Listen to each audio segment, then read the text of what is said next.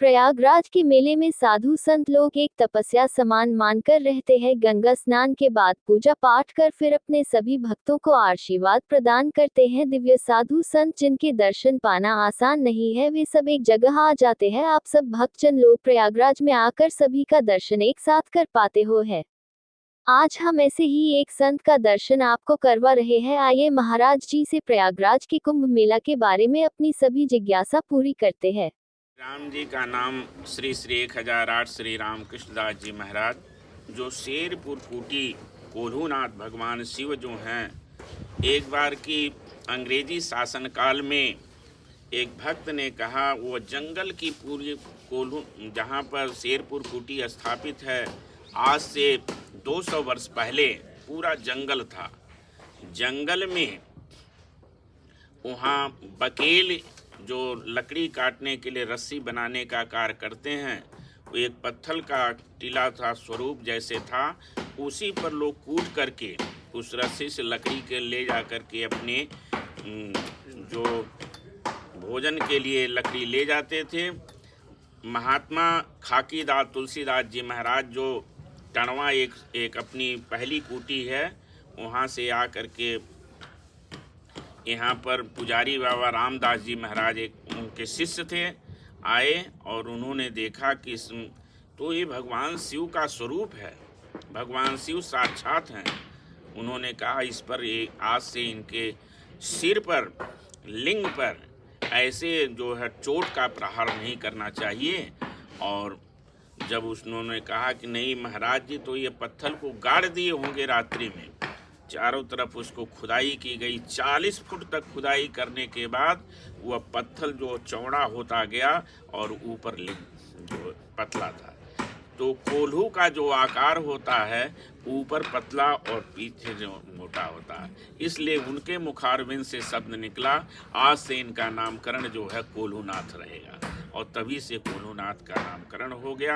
वो यह स्थान आजमगढ़ शेरपुर कुटी जहानागंज जनपद आजमगढ़ में है, जो अपने राम जी वहीं से आकर के एक कैंप लगाते हैं। खालसा जो है का शाब्दिक अर्थ है संगठन, समूह। और सर्वप्रथम जब यहाँ पर महात्माओं का प्रादुर्भाव हुआ, तो वह सभी लोग अपने बैठ करके धूना पर करके आग से के सहारे रहते थे। तब टेंट वगैरह का सहारा नहीं रहता, और जल करके जहाँ पर लकड़ी का खाक और राख हो गया, उसी से धीरे धीरे शाब्दिक अर्थ बदलते बदलते खाक चौक बन गया।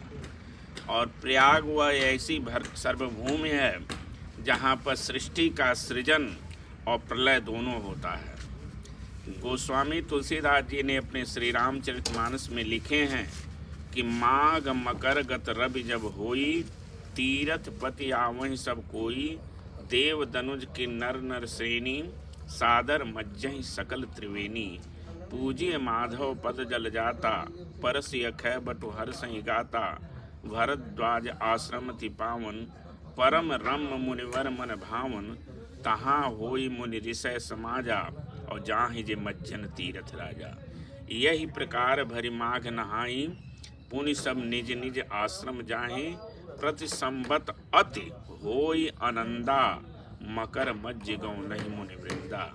तो इस प्रकार से एक महीने सभी महात्मा माघ के महीने में पूर्णिमा से पूर्णिमा तक रह करके कल्पवास करते हैं। साधना, पूजन, आराधना और सेवा, जो हमारे साधु संत और श्रद्धालु भक्त और जो भी भूखे वगैरह हैं, सभी को भोजन कराते हैं। इस प्रकार से दोनों टाइम स्नान, ध्यान, पूजन करना। और यह क्रम जो है आज से नहीं, युगों से चलता आ रहा था। इसका उल्लेख वेद में, ऋग्वेद में भी आया है, महाभारत में आया है, श्री रामचरितमानस में आया है, और रामायण में भी उसका उल्लेख पाया जाता है। पहला प्रजापति ब्रह्मा ने यहीं पर याग किया था, तो प्र शब्द उसमें से निकला, और याग दोनों का संगम से प्रयाग का इसका नामकरण हुआ। पहले अक्षय वट, जो जिसका क्षय जो है पाताल लोक तक, जड़ इसकी पाताल लोक तक है, जिसका कभी नष्ट न हो उसका अक्षय कहा जाता है। माने नहीं, क्षय माने जिसका कभी क्षय ही नहीं, किसी प्रलय काल में भी। हमेशा 4 युग के बाद प्रलय आता है और इसी अक्षय वट के कोमल पत्ते पर भगवान विष्णु जो है बाल स्वरूप में अपने पदांगुष्ठ रज का पान करते हैं और उस पान करने में उनके मुखारविंद से एक लाल स्वरूप रस का प्रादुर्भाव होता है, जो से पूरी पृथ्वी जलमग्न हो जाती है और प्रलय हो जाती है। और जब इसका सृष्टि का सृजन करना होता है तब उसकी कोमल पत्ते पर बैठकर मचलन क्रिया करते हैं और खिलखिला करके जैसे बालक हंसता है उस प्रकार खिलखिला कर हंसने से उनकी मुस्कान से जो नाभि का चक्र है वो हिलने लगता है और एक कमल की उत्पत्ति होती है। उसी कमल के उत्पत्ति पर ब्रह्मा का प्रादुर्भाव होता है और प्रादुर्भाव पर उनको आदेश दिया जाता है कि आप सृष्टि का सृजन करिए और सृजन होता है। यहीं पर देवासुर संग्राम जब हुआ, देवासुर संग्राम दोनों मिल करके जो मंथन हुआ, समुद्र मंथन, उसमें से 14 रत्न निकला। एक तरफ विष भी निकला, दूसरे तरफ अमृत निकला। विष को पाने के लिए किसी चारों तरफ हाहाकार मच गई कि कोई इसको ग्रहण नहीं कर पाएगा, सभी जल कर नष्ट हो जाएगा। भूत भावन भगवान शंकर जो जिनका नाम ही भोले है, उनको लोगों ने विनती किया और विनती को उन्होंने स्वीकार करने के तदोपरांत उस विष को भगवान शिव ने ग्रहण किया। ग्रहण करते ही उनको यादाश्त में आया कि हमारे नाभि चक्र में भगवान विष्णु का निवास रहता है।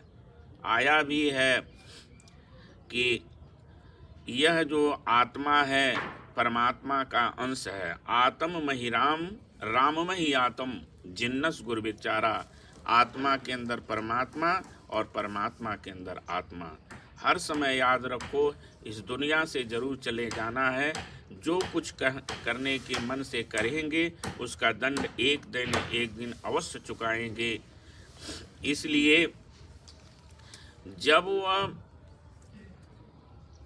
14 रत्न में अमृत निकला, अमृत को पाने के लिए एक तरफ देवता और दूसरे तरफ राक्षस, छीना झपटी में 12 जगह अमृत गिरा।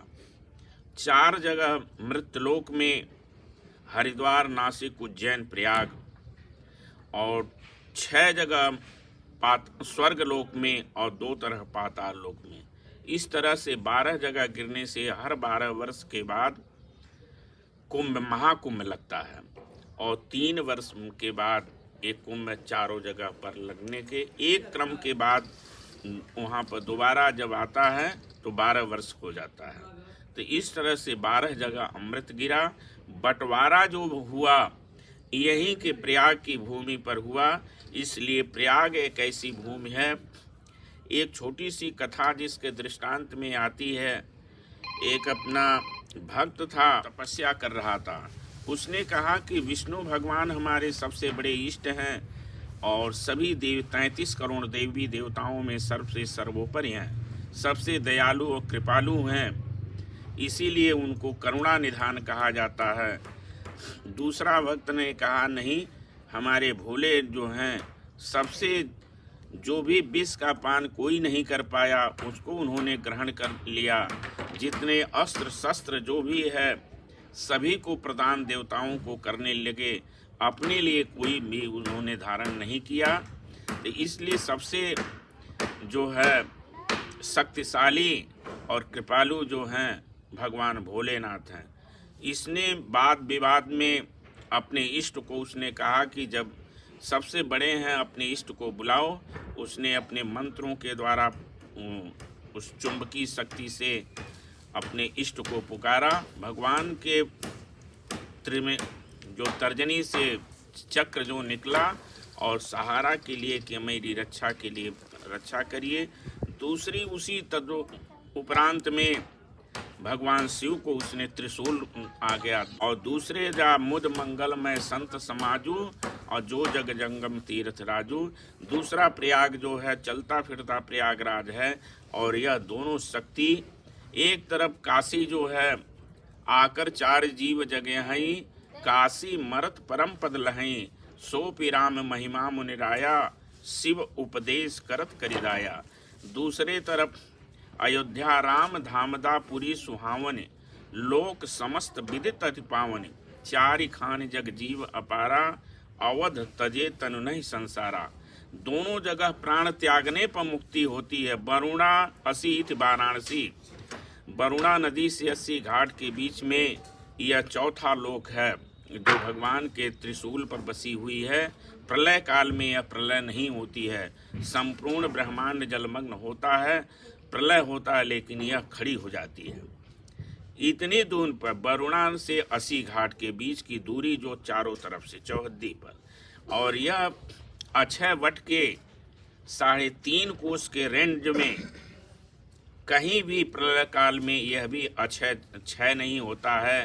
तो इसी कोमल पत्ते पर भगवान विष्णु के पदांगुश रजपान करने से प्रलय और जो मचलन की क्रिया से सृष्टि का सृजन।